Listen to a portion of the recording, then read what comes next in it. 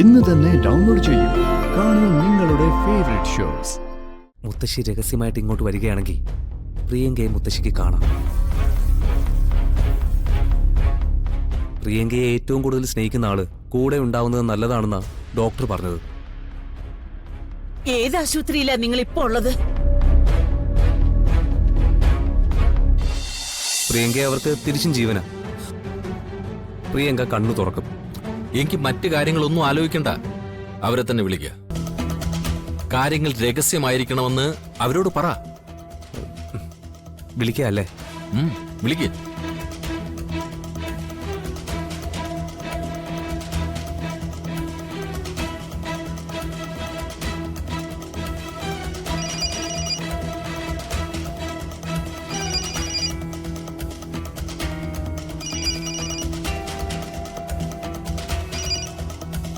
Hello,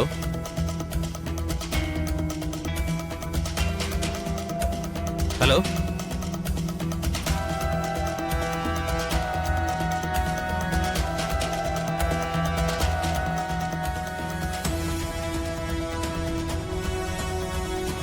എന്താ? Phone എടുത്തത് അവളുടെ അച്ഛനാ. ഒന്നുകൂടെ ഒന്ന് വിളിച്ചു നോക്ക്. അയാൾക്ക് എന്തെങ്കിലും സംശയം തോന്നില്ലേ? ഒരു മിസ് കോൾ അല്ലേ, അത് സർവ്വസാധാരണമാ. അവരങ്ങനെ കൂട്ടിക്കോളും. താൻ വിളിക്ക്.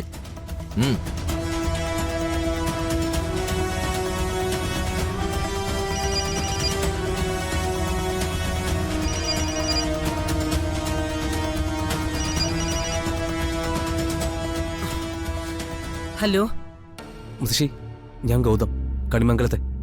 ആ, എന്താ മോനെ? മുത്തശ്ശിയുടെ അടുത്ത് വേറെ ആരെങ്കിലും ഉണ്ടോ? ഇല്ല, ഞാൻ തനിച്ചാ. എങ്കിൽ ഞാൻ പറയുന്നത് ശ്രദ്ധിച്ചു കേൾക്കണം. യാതൊരു വിധത്തിലുള്ള ബഹളവും ഉണ്ടാക്കരുത്. മുത്തശ്ശി പറഞ്ഞത് സത്യമാണ്. പ്രിയങ്ക ജീവനോടെയാണ്.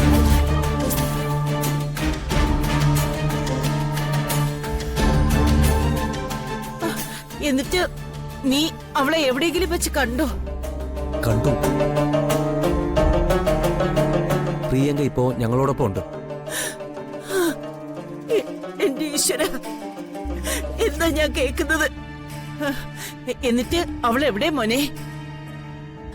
അവളുടെ കയ്യിലേക്കൊന്ന് ഫോൺ കൊടുക്കോ, ഞാനൊന്ന് വിശ്വസിച്ചോട്ടെ. വലിയൊരു ബഹളത്തിന് ശേഷമാ പ്രിയങ്കയെ കൂടെ കൂട്ടാൻ പറ്റിയത്. പ്രിയങ്ക ഇപ്പോ ഹോസ്പിറ്റലിലാണ്, അബോധാവസ്ഥയിലാണ്.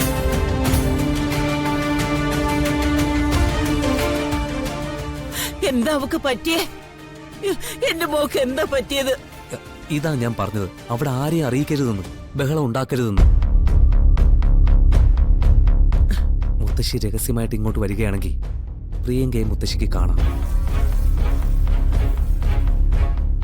പ്രിയങ്കയെ ഏറ്റവും കൂടുതൽ സ്നേഹിക്കുന്ന ആള് കൂടെ ഉണ്ടാവുന്നത് നല്ലതാണെന്നാ ഡോക്ടർ പറഞ്ഞത്. ഏത് ആശുപത്രിയിലാ നിങ്ങൾ ഇപ്പോ ഉള്ളത്?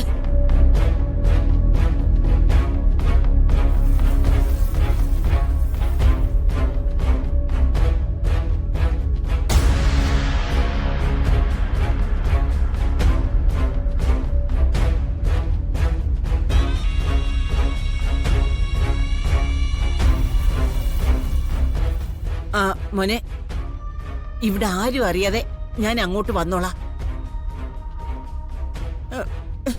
എനിക്ക് എന്റെ മോളെ ഒന്ന് കണ്ടാ മതി.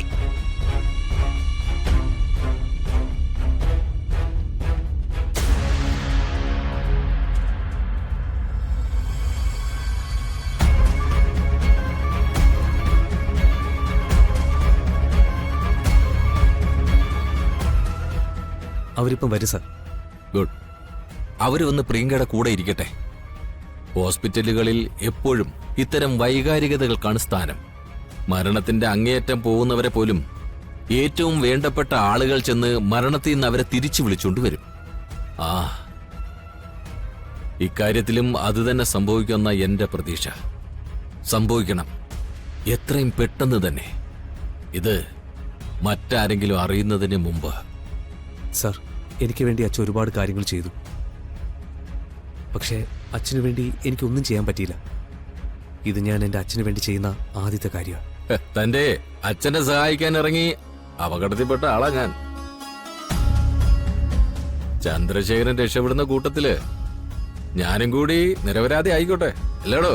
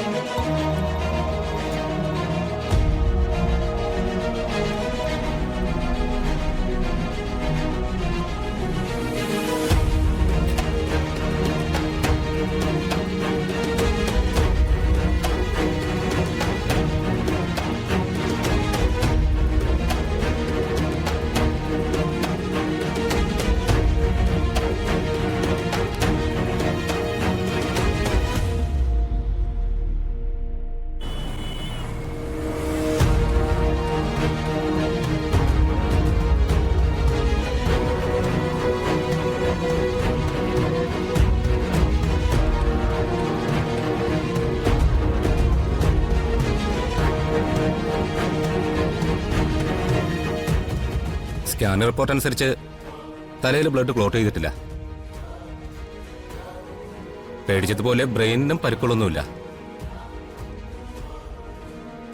എത്രയും പെട്ടെന്ന് നമുക്ക് നല്ലൊരു റിസൾട്ട് പ്രതീക്ഷിക്കാം.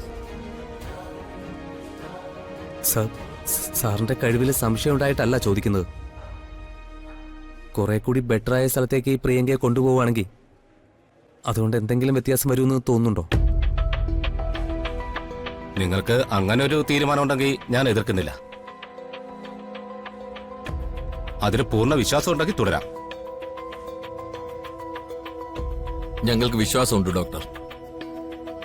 എന്തായാലും 24 മണിക്കൂർ കൂടി നമുക്കൊന്ന് വെയിറ്റ് ചെയ്യാം. ഓ, മറ്റെന്തെങ്കിലും വേണമെന്ന് നമുക്കത് കഴിഞ്ഞ് തീരുമാനിക്കാം.